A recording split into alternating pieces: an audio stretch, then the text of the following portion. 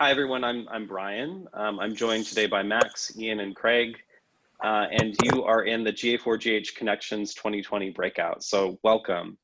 We're going to talk about FASP, the FASP workstream activities that we've done over the last 9 months or so, and tell you more about that exciting effort.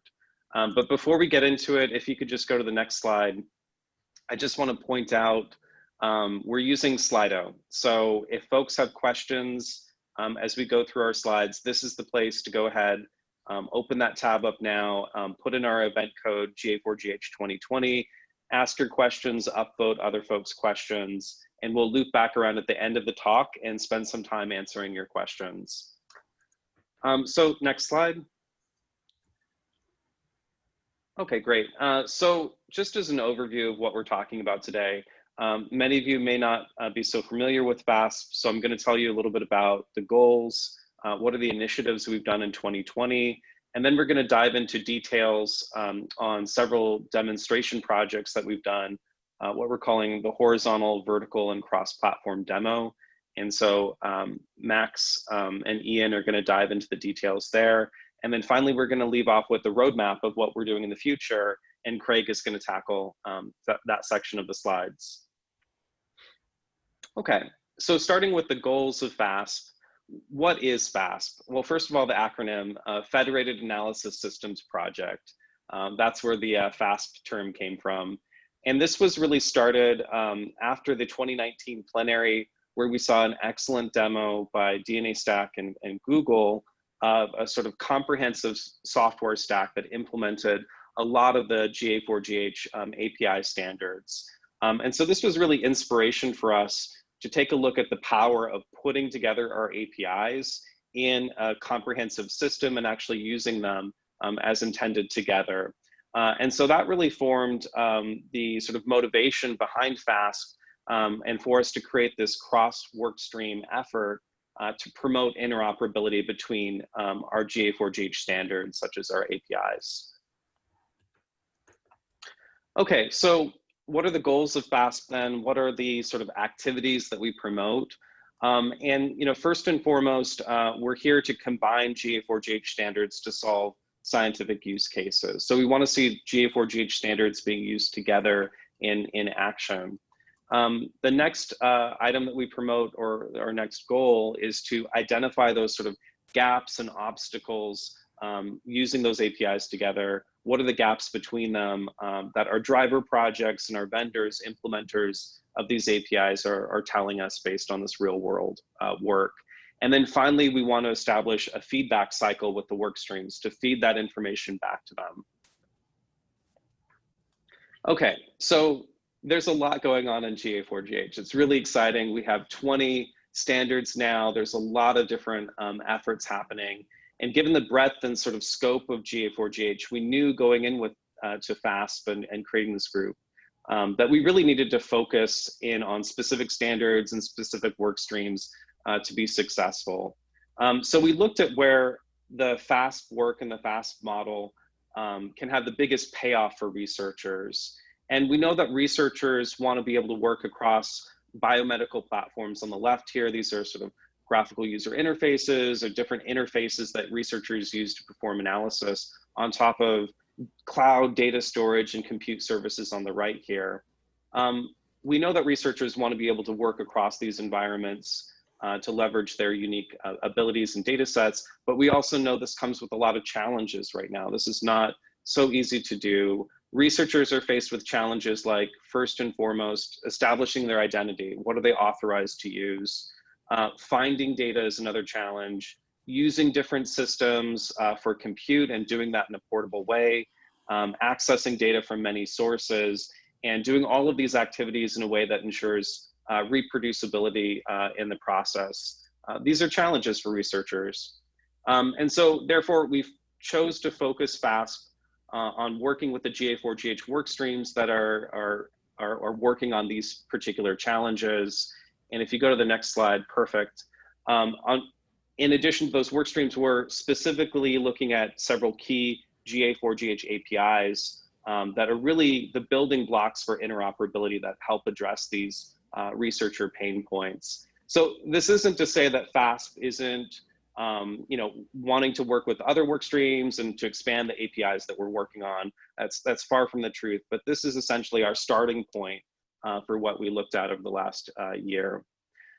So what are these GA4GH APIs supported by the biomedical platforms and layered on top of these cloud environments? What do they enable?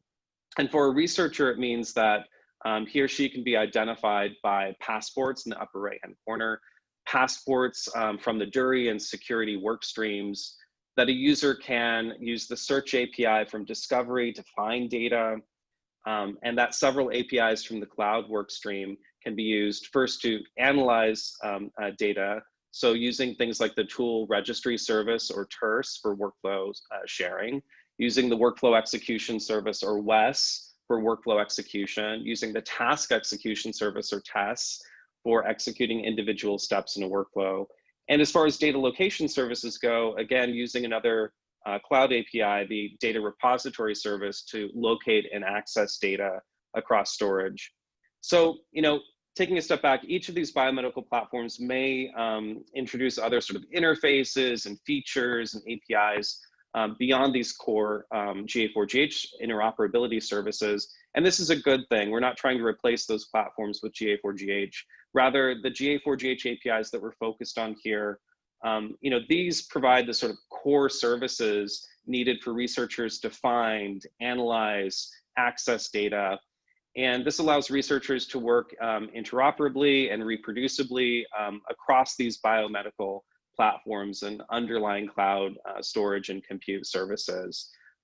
So it's these APIs that we focused on for FASP and our testing across work streams and the implementations coming out of those.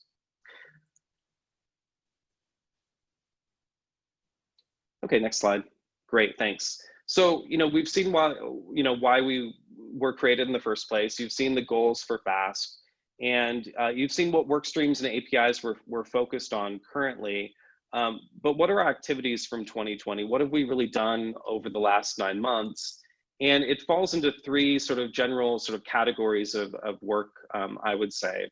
API feedback, hackathon, and demonstrations. So for API feedback, if you can go to the next slide, thanks. For API feedback, this is really the first activity that we started by starting with the DNA Stack Google demo that we saw in the 2019 plenary. That was the first point where we actually were seeing a lot of these cloud and search and discovery and jury APIs being used together. And so we're able to mine that experience for a lot of really useful feedback and put that together in an API feedback document. So we learned a lot in that process, and along the way, we worked with other driver projects and other implementers as they brought their implementations online, getting feedback from them, consolidating that feedback into a feedback API feedback document. But also we were creating tickets. We were actually even creating feature branches and potential solutions for discussion within the work streams. I will say this is a continuous process for FASP. It's not something that we're just going to do once, but this is something that we've done continuously and will continue to do continuously. Okay, another sort of area of focus for us was the hackathon. This was really organized around testing, trying things out, building solutions, leveraging solutions. It really was an amazing grassroots effort that covered a lot of ground, exercised a lot of different systems and APIs in isolation, together with each other. For more details, you can see this link here that dives into the various projects and small groups that were formed here.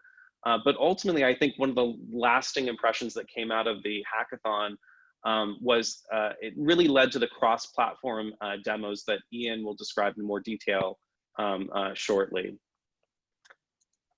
Okay, and then the final sort of pillar of what FASP is doing here, and this is probably the most important contribution that FASP has done so far, is organizing real-world demos.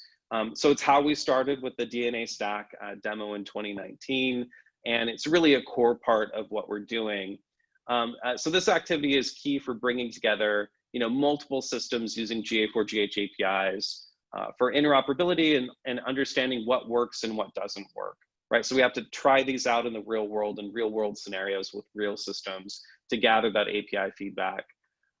We took 3 different approaches here. We kind of classified the way that we do demos in 3 different ways, knowing that a one-size-fits-all approach isn't going to work here. I mean, we really want a diversity of approaches for how we put together these APIs and test them and demonstrate them to gain the sort of maximum insights that we can for our GA4GH APIs. So we've classified them as horizontal, vertical, and cross-platform. Okay, so horizontal demo, the key takeaway here is the horizontal demo shows interop across vendors. So it's showing interoperability across multiple systems implementing several of the key GA4GH APIs that I mentioned. And for our horizontal demo, what we did is we picked a common task. We picked a computational task. In this case, it was a GWAS workflow, and we used the same data set, same workflow across different systems implementing many of the same APIs. And the idea was, can we get the same answer? And it turned out, yes, we can actually get the same answer. We'll see details on that in a moment. For the API feedback here, what was great is we had multiple systems implementing the same APIs, but critically doing it in different ways and different code bases. And so this ended up being very revealing along the way about different facets of the APIs that we hadn't thought about, that when you have many people implement them, you see the APIs through a different set of eyes. And so that was extremely valuable. And at the end of the day, the result showed that portable and reproducible science across production or near production implementations is possible using these APIs, which is really a fantastic outcome that we'll hear more about in a few minutes. Okay, the next demo type is what we call the vertical demo. And the vertical demo shows interoperability between standards, right? So the vertical demo is quite different from the horizontal. In the horizontal, we had many different software stacks implementing different APIs in their systems. But in the vertical demo, we're really focused on a single system, the DNA stack software system. And that system is implementing many of the APIs together and using them in concert. So in this case, the DNA stack vertical demo is using multiple cloud environments. And critically, I think personally critically, it's using GA4GH passports comprehensively across these APIs. And I think that's really one of the key areas that the vertical demo helped us to take home API feedback from this demo effort. We'll hear more about the horizontal and vertical demos from Max in the next section, I should say. Okay, and finally, last but not least, the cross-platform demo shows interoperability both between vendors and standards. So this is really, really exciting. And so what we're doing here is we're working across systems and APIs implemented by multiple vendors. Most of these are in production systems, which is amazing to see GA4GH APIs out there being used in production systems.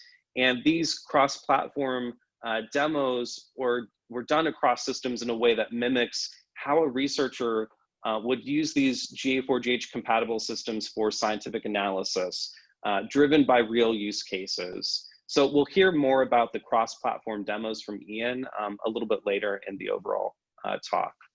And with that, I want to go ahead and hopefully you have a good idea of our origins, what we're trying to accomplish, and how we're working. I want to hand it off to Max now to talk about the horizontal and vertical demos. Max? All right, thanks a lot, Brian. So in this horizontal demo, we had 4 different technology stacks run a GWAS analysis using the 1,000 genomes variants and simulated case control data for inputs. So a GWAS analysis, for those of you unfamiliar, takes variants and case control data as inputs, and the output is a diagram called a Manhattan plot, which you can see at the bottom of the slides. Using GA4GH Cloud Workstream APIs and common tools, each of these stacks were able to reproduce the same results and to do this in a portable way. And this is a really important building block for federated analysis. In order to federate compute, scientists need confidence that the results are independent of the environment that they're running in, and they need tools that can use standards to orchestrate the compute across multiple systems. So over the next few slides, I'm going to summarize what each of these systems look like, in particular highlighting the standard implementations that were used and what they were used for. So I'll start with the DNA stack system, and just a note about some of the color coding on these slides. You'll notice consistently through these examples that we use sort of light blue to reference the sort of work stream or area of the research task being used, like analysis execution on this slide. Dark blue represents a standard API implementation like WES or DIRS or TERS. And the light gray boxes represent some sort of proprietary system that's being used under the hood. So in the DNA stack system, we used a web application for driving the demo. But behind the scenes of the UI, all of the API calls went through WES API implementation. So that WES API was implemented on top of the Google Cloud platform, which was used for compute. And the diagram on the bottom right is the output of that workflow run. So you'll be seeing this diagram on the next few slides I show, because as we mentioned, we were able to reproduce the same results. So the diagram is identical across the 4 stacks. So for the Terra demo, a web UI was also used for running the workflow. The inputs were DIRS URIs, and they were initially discovered using the Anvil and Biodata Catalyst portals. And in this demo, although a WES API wasn't used for submitting the workflow, TERS was used to pull in the workflow definition, and DIRS URIs were used to resolve the inputs to their physical location in the cloud. And in this case, for Terra, the compute and the inputs were on the Google Cloud platform as well. So the Elixir Cloud and AAI demo on this slide has really impressive GA4GH coverage, as you can see from all the blue boxes. The WES API was used for workflow submission and monitoring. TESS was used for executing individual tasks on particular compute nodes. TERS for resolving workflows and the Docker images used by those workflows. And DIRS for resolving the inputs to their physical location. It's also worth noting the analysis in this demo was run across multiple compute nodes, which are listed on this slide. And Elixir AAI also supports Passport login, although this wasn't integrated with the services at the time of running the demo. And so next we have the 7 Bridges platform, which has WES and DIRS servers that will be deployed for the Cancer Genomics Cloud, Cavatica, and Biodata Catalyst platforms. So in this demo, they used their 7 Bridges WES server for workflow submission, and TERS was used for resolving workflow definitions. The data was pulled from AWS mirrors, and the compute was also done on AWS, but it's worth noting here that 7 Bridges is also able to run on GCP as well as AWS. So on this slide, we have sort of an overview of what the big picture looks like for all 4 of these stacks. And what's the takeaway here? Well, each stack has, their own infrastructure, and they're using different implementations of GA4GH APIs. But the important part is that they were able to execute the same workflow, producing the same results using these standard APIs. And so what this demo shows us is the reproducibility and the portability you can get using common tools and standards. In essence, that GA4GH standards can help do reproducible science. This is, as I mentioned earlier, a really important prerequisite to towards federated compute. With this demo, we've shown that you can have confidence that you'll get the same results running your workflow in different environments, and that you can do this in a uniform way. So now I'm going to switch gears a bit. I'm going to talk about the vertical demo, which, as Brian mentioned, is more about the integration of different standards in a single researcher use case. So in the 2019 Plenary, DNA Stack presented a demo that was co-developed with Google, showing many GA4GH standards being used together to cover an entire researcher use case. So this demo that I'll talk about today, this vertical demo, is the updated version of that. So in today's demo, we show a researcher looking to do a de novo analysis, which is an analysis of family trios to find novel mutations. To do this, the researcher has to accomplish a few tasks. First, they need to discover and refine a cohort. Afterwards, they need to locate the sample files from that cohort in the cloud. And finally, they need to run their analysis in the cloud. So in addition to the primary data used in this year's demo, the researcher is going to include some supplemental data from AWS. And all of this data and the services used to access the data is across multiple clouds and multiple organizations is secured using GA4GH passports. So we do have a video recording of the demo that we link to at the end of the slides. But in this presentation, I'm just going to walk you through the highlights using screenshots and short video clips.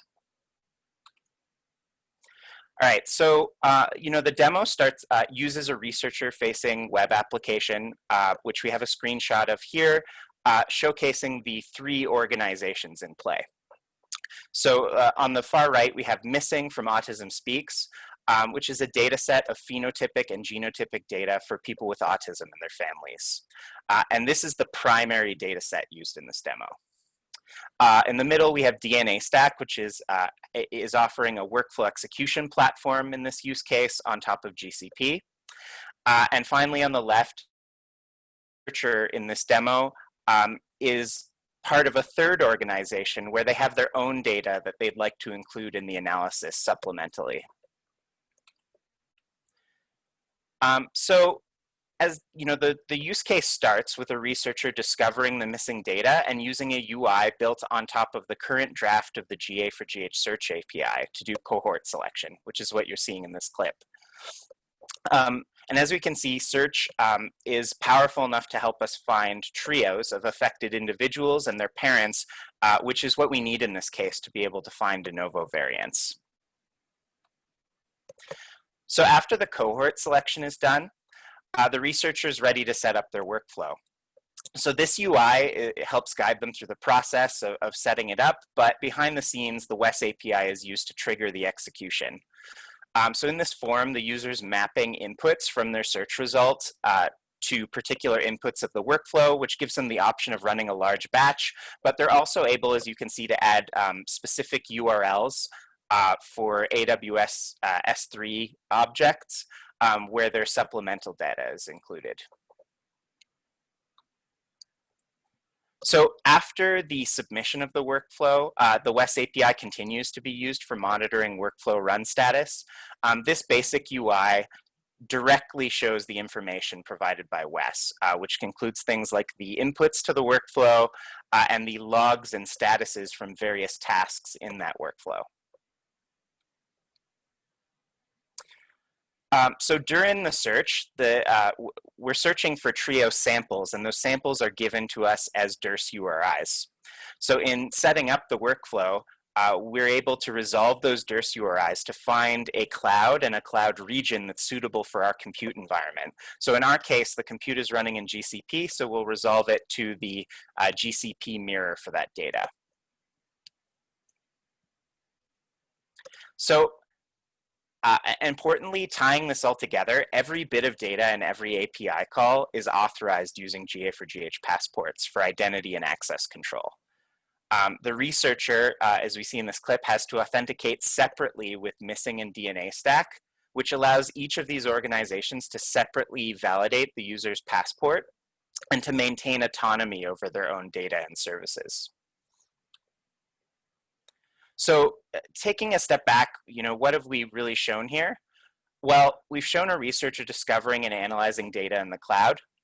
We've shown a UI that, underneath was using GA4GH standards for each step of the process, which includes, using the search API for cohort selection, using a WES API for submitting and monitoring workflows, using the DIRS API for resolving files in the cloud.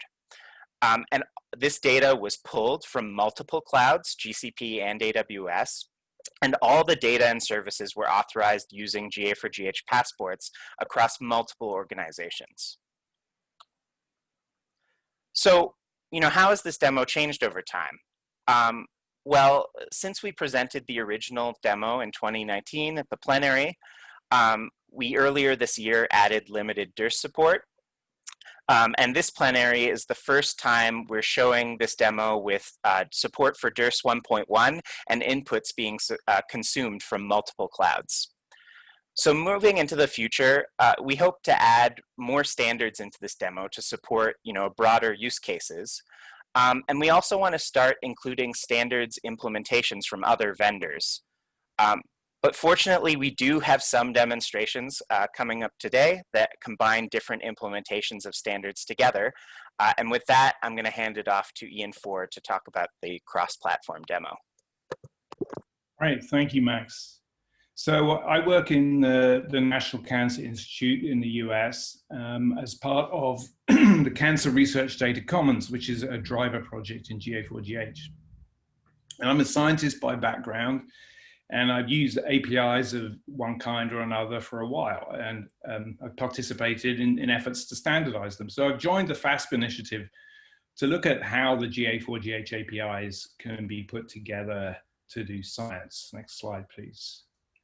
So the introductory video yesterday used the example of Anna, and here we want to explore how Anna can go beyond the capabilities provided by the stacks and applications that would be available to her within her university hospital. And we're going to look at whether the vision that was in that video was to the extent to which it's already possible, and how we can make it so. Next slide, please. So in this set of work, we took the following approach to illustrate what can be done now and to work in the company of the scientists that we should enable to make sure that we're taking this in the direction that will do something useful for them.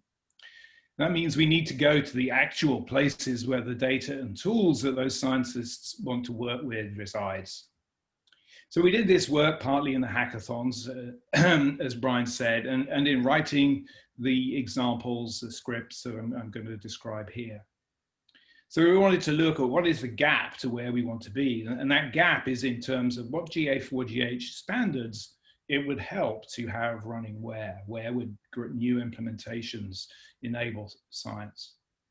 So in the process, even if some of the sources of the data we looked at are not yet using GA4GH standards, working with those data sources helps us understand that data and the challenges that we have to deal with.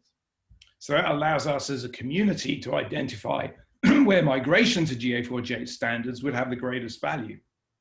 And so there's a mixture here of GA4GH standards and the things that need to be enabled. But the overall picture is that a lot can actually be done already with GA4GH standards and implementations that have already been put in place. Next slide, please. So in the video, we saw Anna, and she was working on infectious diseases. Well, we've talked to Anne, who is working on cancer. And Anne Delat-Mays has joined the FASP calls. And among other things, Anne has shared the work that she'd like to do with Qing Lao, the author of this paper on a rare mutation involved in intracranial germ cell tumors. And this mutation is 5 to 8 times more common in Japan and other East Asian countries than it is in Western countries. So how Anne described it was that she wanted to be able to go and search in global data repositories for subjects with this variant to enable her to do some analysis on the genomic data for those subjects. So that's a great driver for the need for global interoperability. And that compute, as we saw in the animation yesterday, may have to be in place. I also want to highlight, though, as we work through this, it became clear, and this is maybe a point we should bring, looking forward to the end of the presentation, it also highlighted in working with Anna that some of the GA4GH standards that would be needed are beyond those that we've already talked about in FASP. And it identifies needs, for example, with beacon and standards, the standards that deal with variants also should be brought into these activities. And part of the activity was, we did that as part of a hackathon, but the hackathon activity included things other than coding. It actually, there was a phase in that of what I would call analysis, of sitting down with Anna and understanding the problem. So I wanted to make sure that hackathons are not just, make sure we understand hackathons are not just for coders. There are a range of activities we should do in hackathons. So next slide, please. So part of my conversation with Anne on Friday, she referred to what we're doing as a serious enterprise, and not just because this is about pediatric germ cell tumors, but also to do with the ethical use of data and secure data access, working with controlled access data. That was, this is key to GA4GH. It was very well encapsulated, I thought, in the title of the second of yesterday's tracks, Uniting Ethical and Technical Solutions to Harness the Power of Data. We've got to think about the ethical side as well as we think about the technical side. So in the examples that follow, everything was done where possible with controlled access data. Too often we take the easy route and say, let's try it first with open access data, but we really need to be looking at the problems with controlled access data. Where we didn't work with that, back to this slide, please. The Discovery Search Reference implementation is an example of this. We either use public data or a scrambled equivalent of the controlled access data. Next slide. So we're going to look at 4 examples, which are different points on the road to addressing a scenario like the one that Anne described. And we've explored the extent to which we can do these things using GA4GH standards. The difference from the horizontal and vertical demos is that we've already looked at is the work is done by a third party outside of the vertical stacks that we saw here. And that's a key step that we're really beginning to move this out. And I've seen stuff go by in chat where I can see people already want to do this. So next slide, please. So we're going to work within a framework, and Anna, the video described how Anna would tell each machine to orchestrate what she wants to do. And she's formulating the science, and in this case, she's doing it via a Python script. So that is going to tell you where the script is going to tell you the machine where to go. And the next step is what data to analyze. And the third step talked about in the video was which analysis tool to use. Next slide, please. So we take that 3-step framework, and in this example, we're going to look at reproducibility. This is our empty framework with those 3 slots. And into each slot, we drop the implementations we need to accomplish our scientific goal. So in this case, we're querying the TCGA data from the Cancer Research Data Commons, or CRDC. And a query is submitted, which is of interest to the scientists. That query is usually based on sample data or phenotypic data that matter to that scientist's goal. It's making, in this case, the use of big query tables set up by the Institute for Systems Biology. So the script then uses the Cancer Research Data Commons Data Repository Service, or DRS, to find out where the data is. The implementation is run by another institute, the University of Chicago, and that service tells us that the data is available in both the Google and the Amazon cloud storage. So based on that, the script knows that it can run as compute on copies of that same file in 2 different places. And here, from a reproducibility point of view, we're capitalizing on that to test that the compute on the same data when done in 2 different places gives the same result. And it did so. So that sets us up to do something more interesting in the next example. So in this second example, we're taking the same framework and we drop into each slot a different set of implementations needed for where the data is.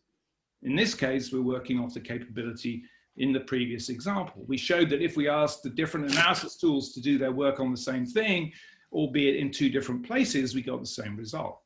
Here we're building off that and doing the analysis on 2 different data sets.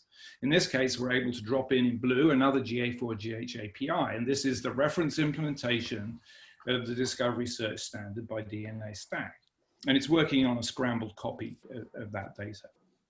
And it's combining that with data from COPD gene, which comes from a different GA4GH driver project, TopMed.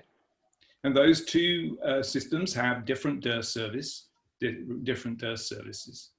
So this is showing, and it's passing what it gets to the same compute engines that we used in the previous example, which we've already validated in the previous example. I want to make the point that the validation is probably still something that each scientist needs to do when they run their, when they set up their analysis. It's not, we still need to test that.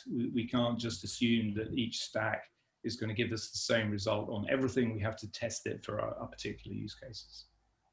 So this is showing real aggregation.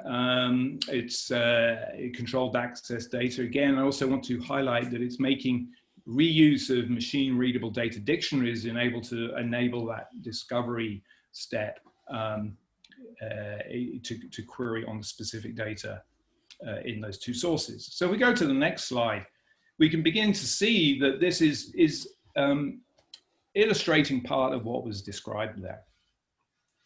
So we have two examples from different sources, two different driver projects, and the ability to use GA4GH standards to work in them. Next slide. So the third example is again using the ability to search the gecko colon cancer dataset, which is the dataset we used in the previous example, through the GA4GH search standard.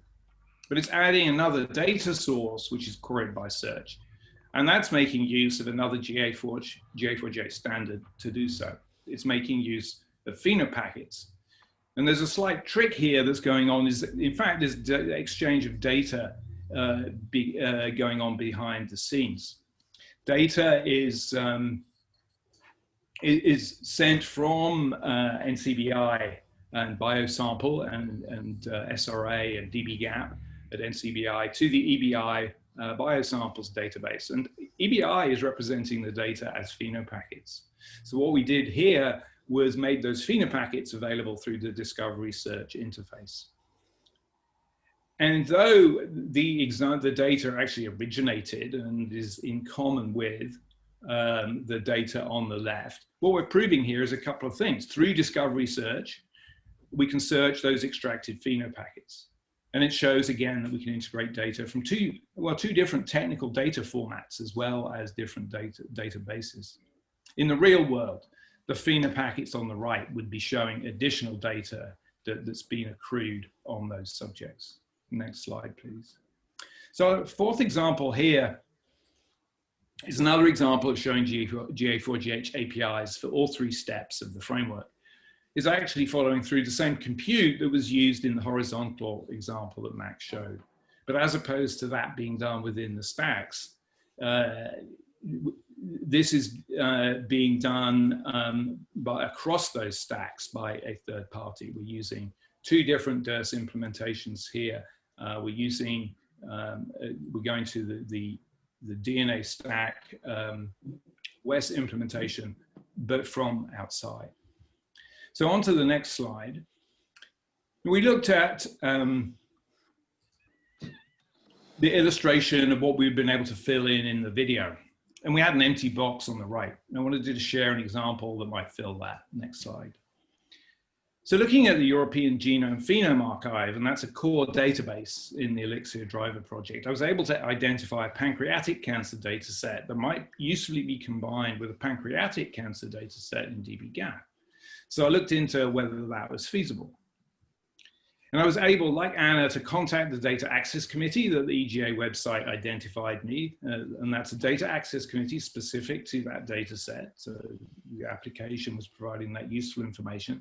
And I submitted to them exactly the same virtual paperwork, a PDF, that I had submitted to get access to the dbGaP data.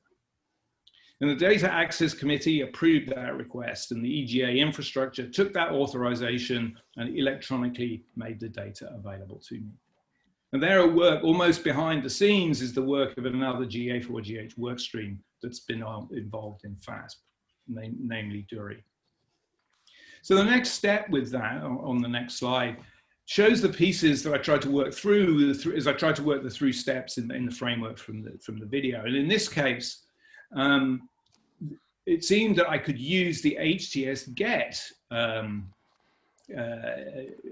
service from EGA to get the data. Now, in that case, I would have to download the data to a cloud virtual machine rather than compute on the data in place. But HTS-GET should let me just focus on those parts of the genome that might be of interest in pancreatic cancer.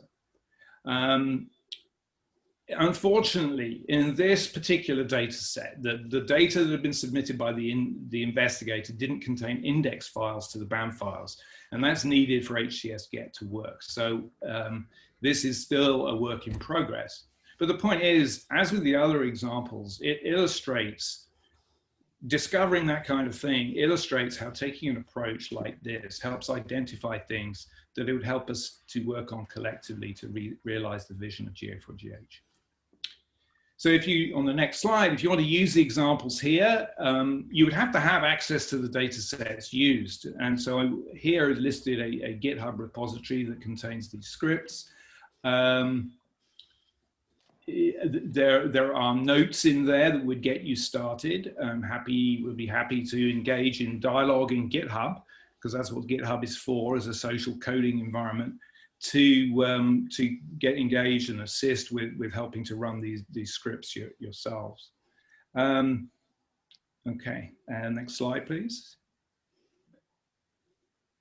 So, let me find my notes. Yeah, to highlight the approach, what the approach enables and how to take it forward. Scientists can formulate the science and control each GA4GH function here through a Python script.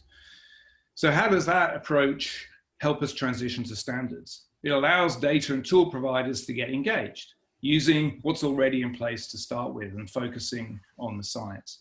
They can then identify ways to make the transition to swapping in GA4GH implementations. Next slide. So in these examples, Anna would have had to write a Python script, and Python, that was an important decision because, or to take that approach, because it made it easy to get started and uncover the kind of issues I've described.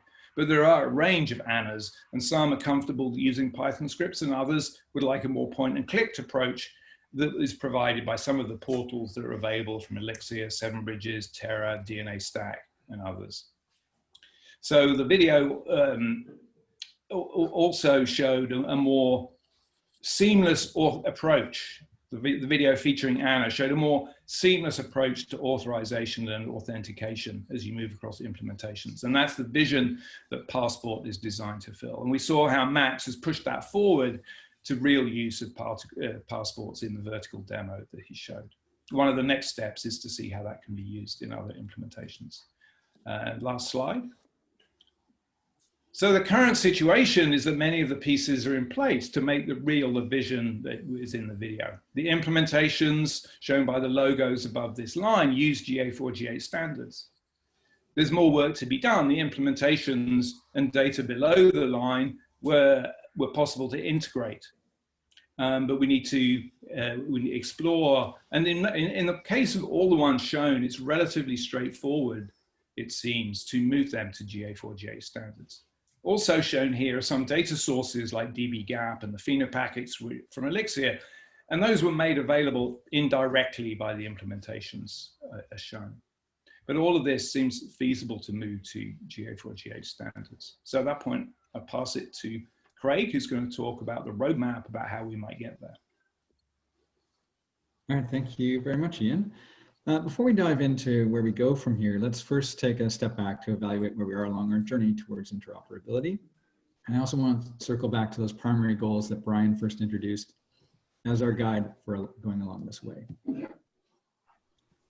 So thanks to broad community involvement, we made a lot of progress at FASP in 2020.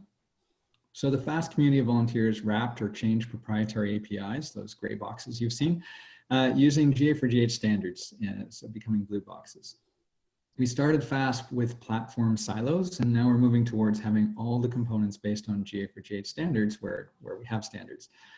And we aren't all the way there yet, but this component level interoperability is what Ian described as the way that we can then combine the data and services to accelerate research. Next, let's take a deeper look into our goals, starting with our key technical goals. There's a lot of detail here, but I'll cover some of the highlights.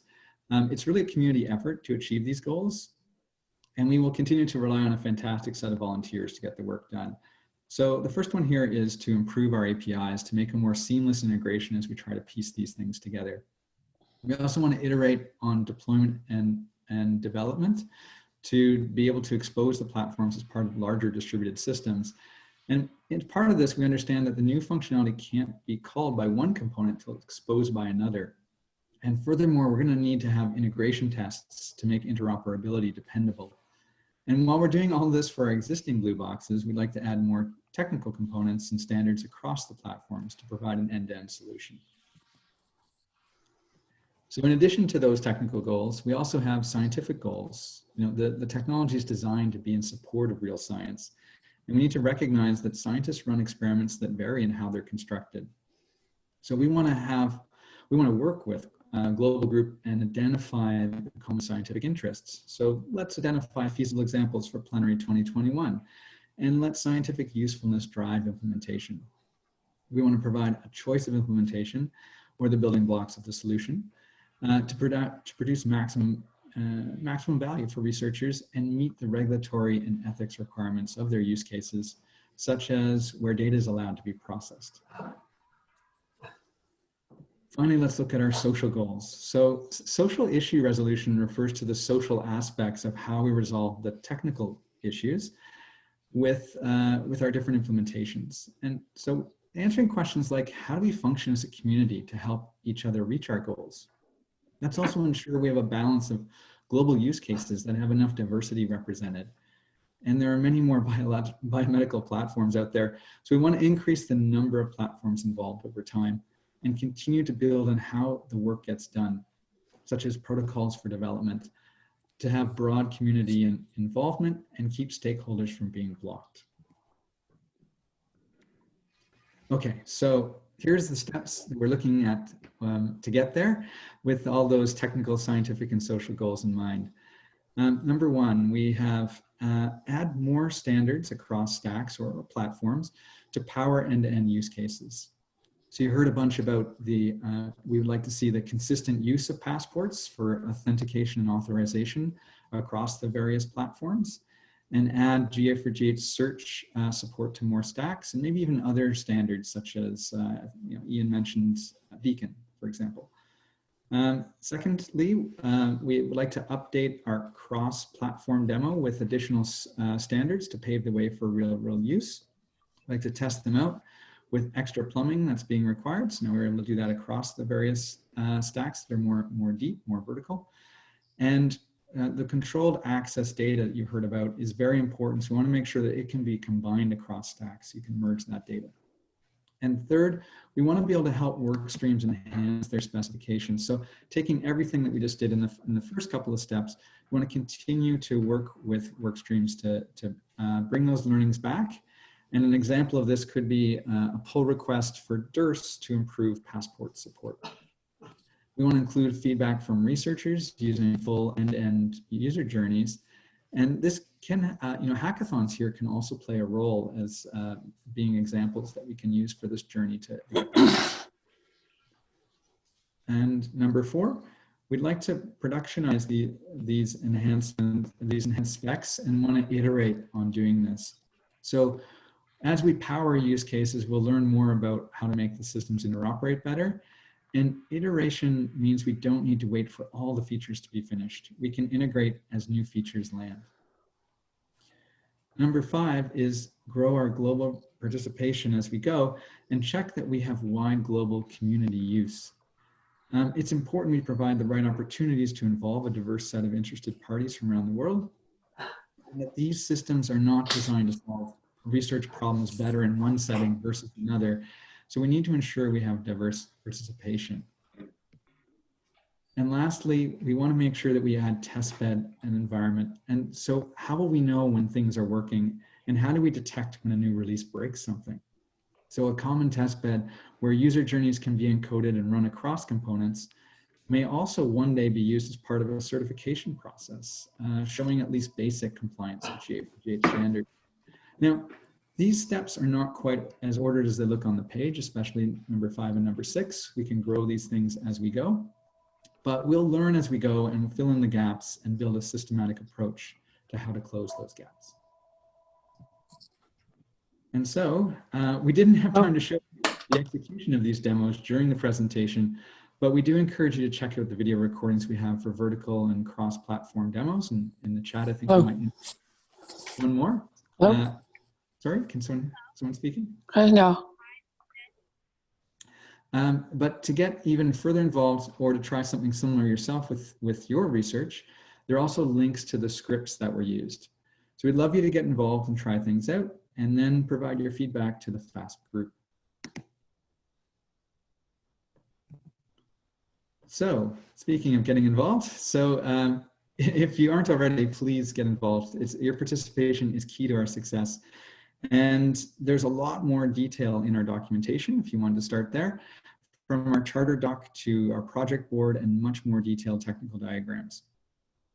If you have scripts you develop as part of getting science done using GA4GH standards, consider contributing them to our Github repository and join us for meetings and hackathons. And just as a note, we have our meetings that are on a staggered schedule to allow participation across many time zones.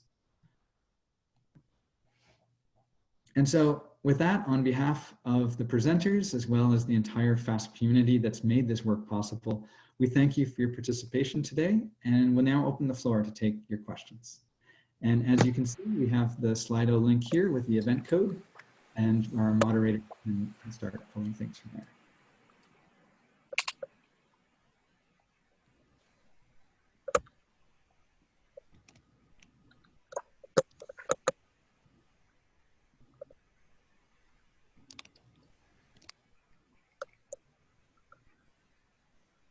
Great. Thank you very much to our speakers. So we only have about 5 minutes left in this session, I believe, but people feel free to submit questions into Slido or paste them in the chat.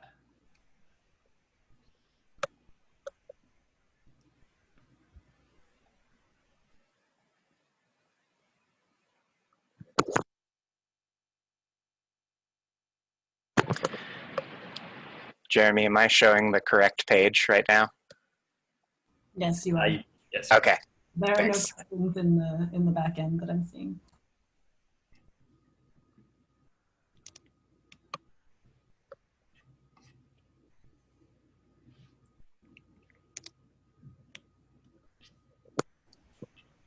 So we do have one there, Max.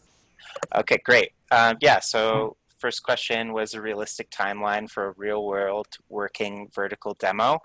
That's a great question. I think we are seeing various stacks ramping up towards that.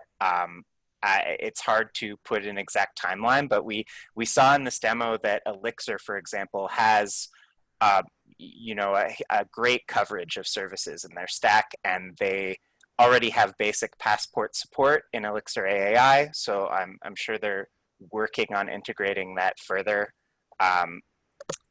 So you know, I think you know, it's happening, and it's hard to put exact timelines on these things, but we're seeing the progress from various groups that we've been involved with.